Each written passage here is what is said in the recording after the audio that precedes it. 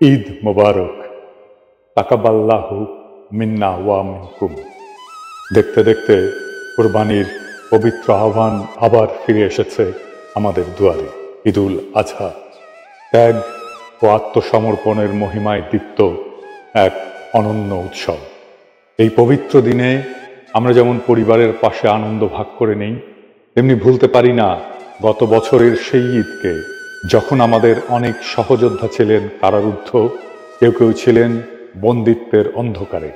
আজও স্মরণ করি গাজার ধ্বংসস্তূপে কাঁপতে থাকা শিশুগুলোর কান্না, রাফার রক্তাক্ত আকাশ, নিজেদের ভূমিতে পরবাসী আমাদের ভাই বোনদের যারা ফ্যাসিস্ট শাসনে হারিয়েছিলেন সন্তান, পিতা, মা কিংবা স্বপ্ন। খোদা তাআলা যেন তাদের লড়াইকে, শহীদদেরকে কবুল করেন এবং আগামীর জালিমদের বিরুদ্ধে তাদের প্রতিরোধে বরকত দান করেন। ২৪ জুলাইয়ের বিপ্লব ছিল এক বজ্রধ্বনি, অন্যায়ের বিরুদ্ধে সাহসী মানুষের গর্জন। তরুণ, কৃষক, দিনমজুর, রিকশাচালক, পথশিশু, ছাত্র যারা বুক চিতিয়ে দাঁড়িয়েছিল, যাদের রক্তে ও আত্মত্যাগে পথে পথে জেগেছিল আশার আলো, তাদের পরিবার আজ ঈদের দিনে খুশির আড়ালে বহন করছে বুক ভরা শোক। হাজার হাজার আহত পরিবারের ঈদ আনন্দের সাথে বুক ভরা শূন্যতাও নিয়ে এসেছে। তবে একই সঙ্গে যারা দীর্ঘ নিপীড়নের অন্ধকার পেরিয়ে আজ বাড়ির উঠোনে দাঁড়িয়ে ঈদের কুশল বিনিময় করছেন, তাদের চোখে আনন্দের সঙ্গে জ্বলছে কৃতজ্ঞতার অশ্রু। এ অশ্রু হেরে না যাওয়া মানুষের, এ আনন্দ সেই বীরদের, গাজীদের সংগ্রামের পুরস্কার। আল্লাহ তাআলা আমাদের সকলের ত্যাগ কবুল করুন, আমাদের ভুল ভ্রান্তিগুলো ক্ষমা করুন। এই ঈদ হোক মুক্তির আশ্বাস, আনন্দের বার্তা, নিরাপত্তার প্রতিশ্রুতি। ঈদ মোবারক।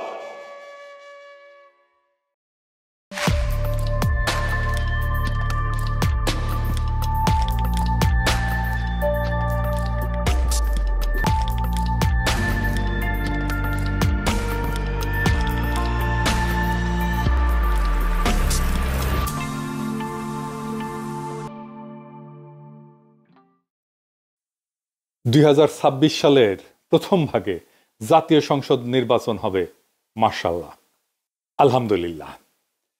বিএনপি যথারীতি বলছে জাতি নাকি হতাশ হয়েছে, বিএনপি রাজনীতি বাদ দিয়া মারফতি লাইনে ধরিছে, পুরা জাতির অন্তরে ঢুকা তার মনোভাব যাই না ফেলিছে। মির্জা ভাই, আপনি কোন বিএনপি হতাশ হয়েছে বা আপনার দলের মার্কা নিয়ে যারা ইলেকশন করবে সে সমস্ত সিট পার্টি তারা হতাশ হয়েছে, মাইনে নেব।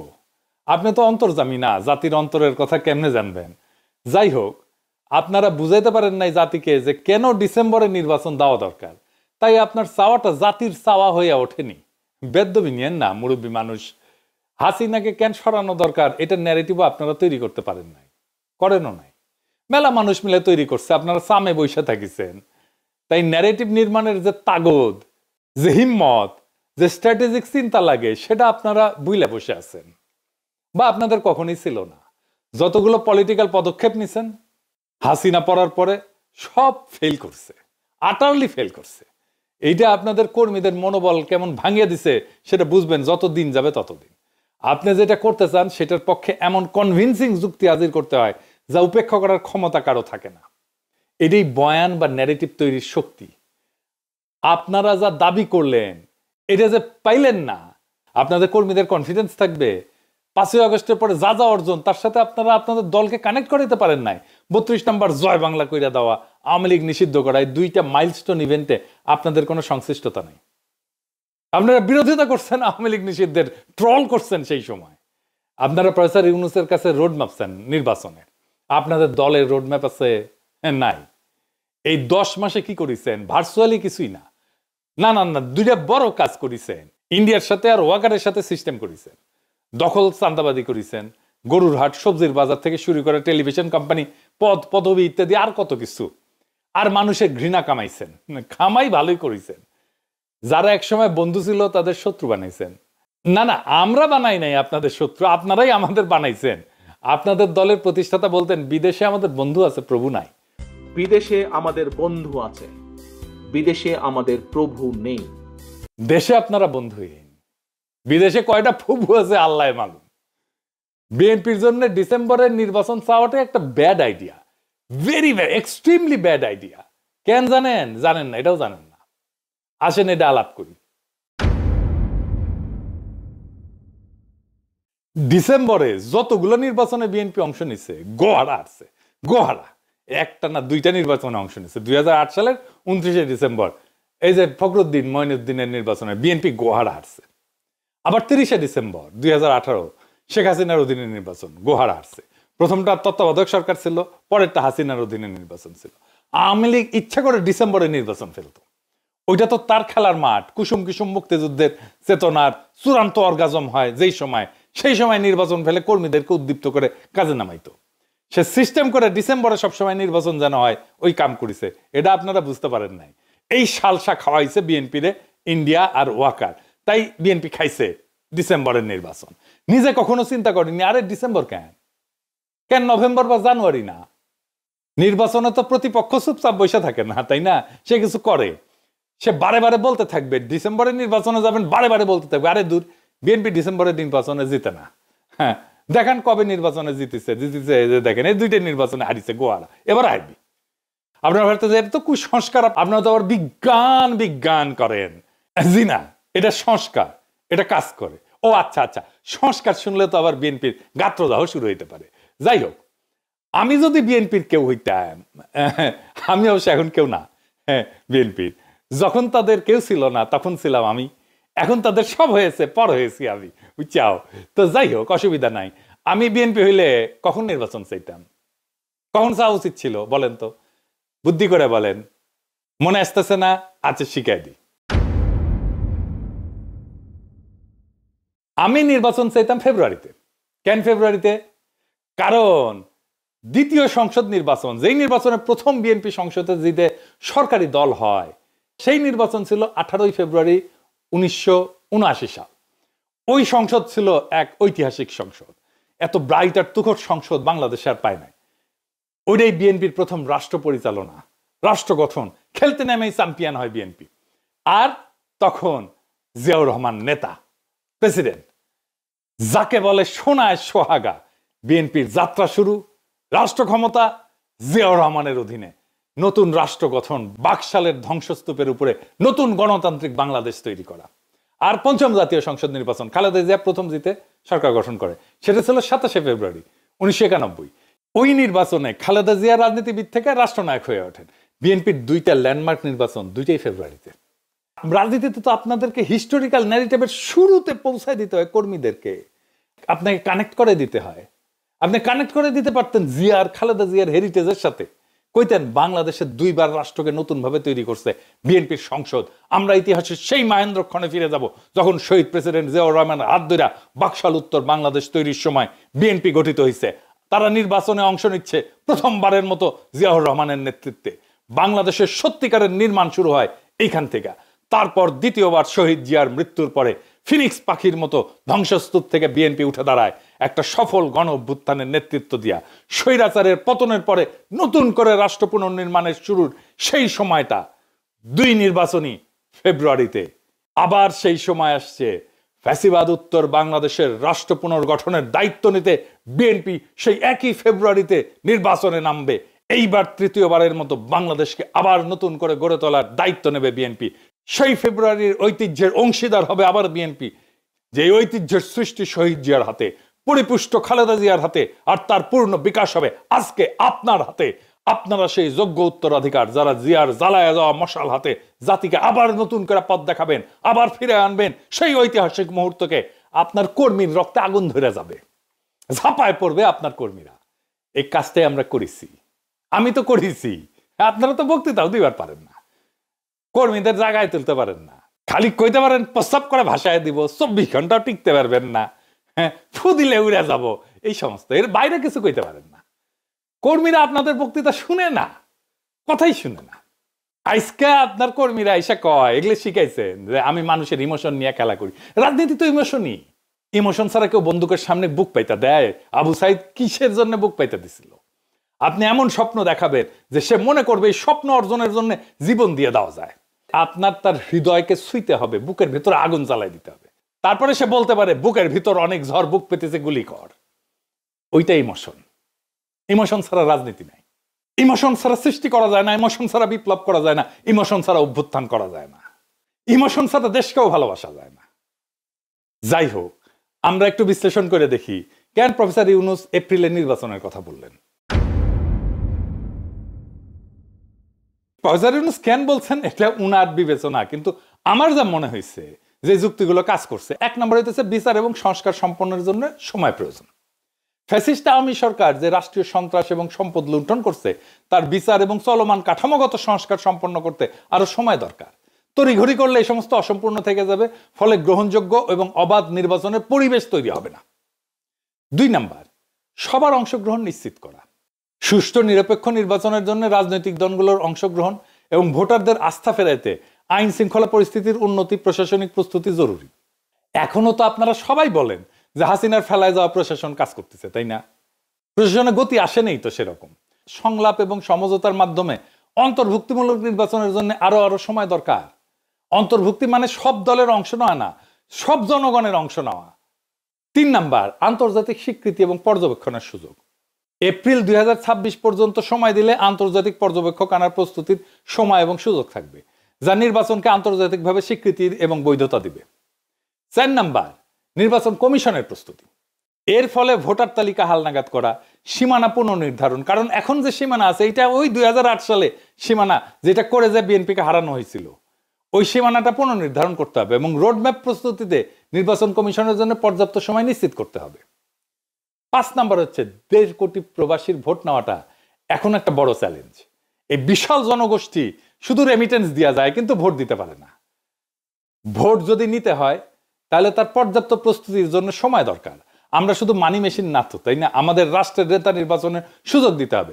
সবচেয়ে ভালো হয় যদি প্রবাসীদের জন্য সংসদে আসন থাকে। প্রবাসীরা প্রবাসীদেরকে নির্বাচিত করবে সংসদে যাওয়ার জন্য, এমপি হবে প্রবাস থেকেই। তার জন্য প্রবাসীদের জন্য 30 থেকে 50টা আসন করা উচিত। তো বিএনপি যদি এপ্রিলের সময় না মানে, তাহলে আমি অন্তর্বর্তীকালীন সরকারকে বলবো সংস্কার না নির্বাচন এই প্রশ্নে গণভোট নিতে। জিয়াউর রহমান গণভোট করছিল, আমাদেরও গণভোট করা যেতে পারে। রাজনৈতিক দলের রাহাজানি বন্ধ করার টাইম আসছে। রাজনৈতিক দল মানে দেশের মালিক না, সে যা খুশি বলবে আর আমরা সারা দেশের লোক মেনে নিব। গতকালকে স্ট্যাটাস দিয়েছিলাম তো ফেসবুকে প্রফেসর ইউনূসের বক্তব্যের আগে, সেটাই প্রফেসর ইউনূস বলছে।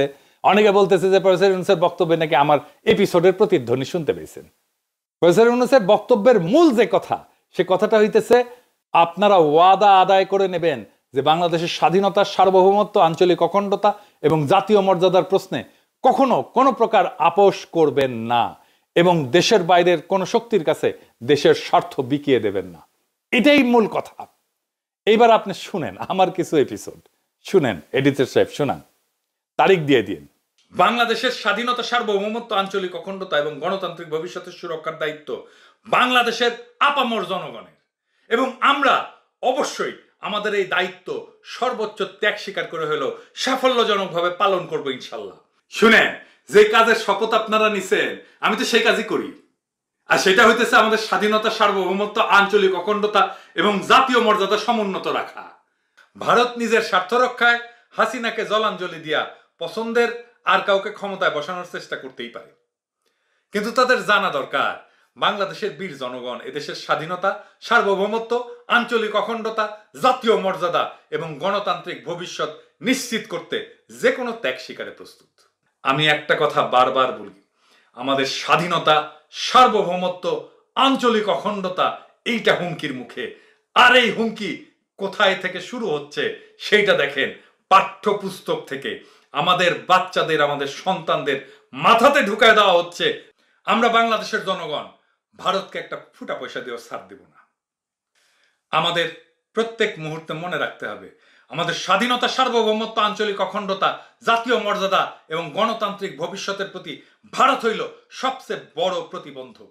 কিন্তু বাংলাদেশে চীনের স্ট্র্যাটেজির সাফল্য নির্ভর করবে এই প্রক্রিয়ার কেন্দ্রবিন্দুতে বাংলাদেশের জনগণের ঘনিষ্ঠ সম্পৃক্ততা এবং আমাদের স্বাধীনতা, সার্বভৌমত্ব, আঞ্চলিক অখণ্ডতা, জাতীয় মর্যাদা এবং গণতান্ত্রিক চেতনা বাস্তবায়নের উপরে। যারাই আমাদের সামগ্রিক স্বার্থকে সম্মান জানাইয়া আমাদের স্বাধীনতা, সার্বভৌমত্ব, আঞ্চলিক অখণ্ডতা, জাতীয় মর্যাদা এবং গণতান্ত্রিক চেতনা এবং আর্থসামাজিক প্রগতির প্রতি সত্যিকার সমর্থন এবং সহযোগিতার অঙ্গীকার করবে, আমরা তাদের দিকেই বন্ধুত্বের হাত বাড়ায় দেব। আমাদের প্রিয় মাতৃভূমির স্বাধীনতা, সার্বভৌমত্ব, আঞ্চলিক অখণ্ডতা, আমাদের জাতীয় মর্যাদা এবং আমাদের জনগণের গণতান্ত্রিক আকাঙ্ক্ষা নিশ্চিত না কইরা আমরা ঘরে ফিরবো না।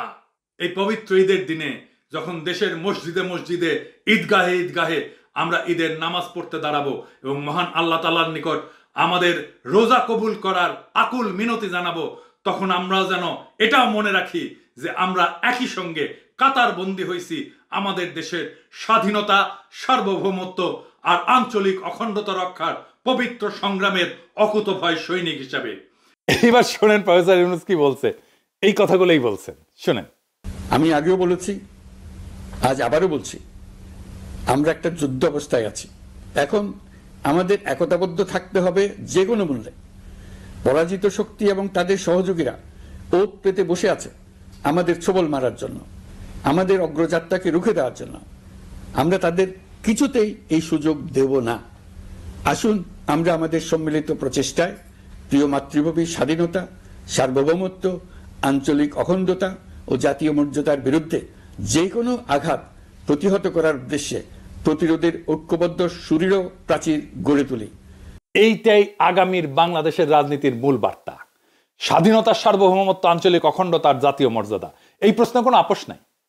এভাবেই রাজনীতি তৈরি হয়, এভাবেই জাতীয় ন্যারেটিভ নির্মিত হয়। এই কথা আমার না, প্রফেসর ইউনূসেরও না, এটা বাংলাদেশের সকল নাগরিকের আকাঙ্ক্ষা। আপনি জিজ্ঞেস করেন এটা আপনারও আকাঙ্ক্ষা কিনা। এই আকাঙ্ক্ষাটাই তুলে ধরা হয়েছে। আগামীর বাংলাদেশ তাকেই নেতা মানবে যারা এই আকাঙ্ক্ষাকে বাস্তব করবে, রক্ষা করবে।